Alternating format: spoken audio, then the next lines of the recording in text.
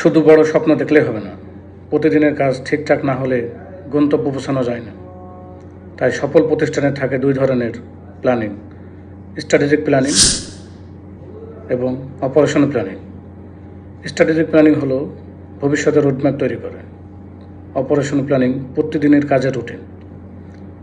ধরুন একটা প্রতিষ্ঠান আগামী 5 বছরের 30% উৎপাদন ক্ষমতা বাড়াবে, ইউরোপিয়ান মার্কেটে ঢুকবে এবং লিড সার্টিফাইড ফ্যাক্টরি করে তুলবে। এটা হচ্ছে স্ট্র্যাটেজিক প্ল্যানিং।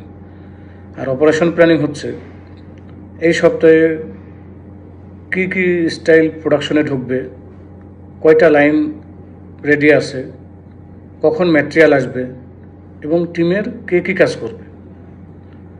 আরও সহজ ভাষায় বললে ধরুন স্ট্র্যাটেজিক প্ল্যানিং হলো যে আগামী 2 বছরে প্রতিষ্ঠানটি 120 মিলিয়ন রপ্তানি টার্গেট। এর অপারেশনের ব্রেকডাউন হচ্ছে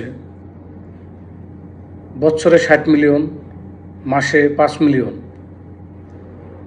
এবং সপ্তাহে কোন স্টাইল ইনপুট এবং আউটপুটের প্ল্যান,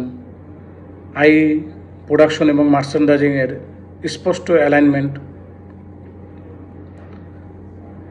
সহজভাবে বললে স্ট্র্যাটেজিক প্ল্যানিং হলো কোথায় যেতে চাই, অপারেশন হলো দেখাই সেখানে যাওয়ার পথ। সফলতা তখনই আসে যখন স্ট্র্যাটেজিক প্ল্যানিং এবং অপারেশন একসাথে চলে। একটা স্বপ্ন দেখায় আর একটা বাস্তবে রূপ দেয়। আল্লাহ হাফেজ।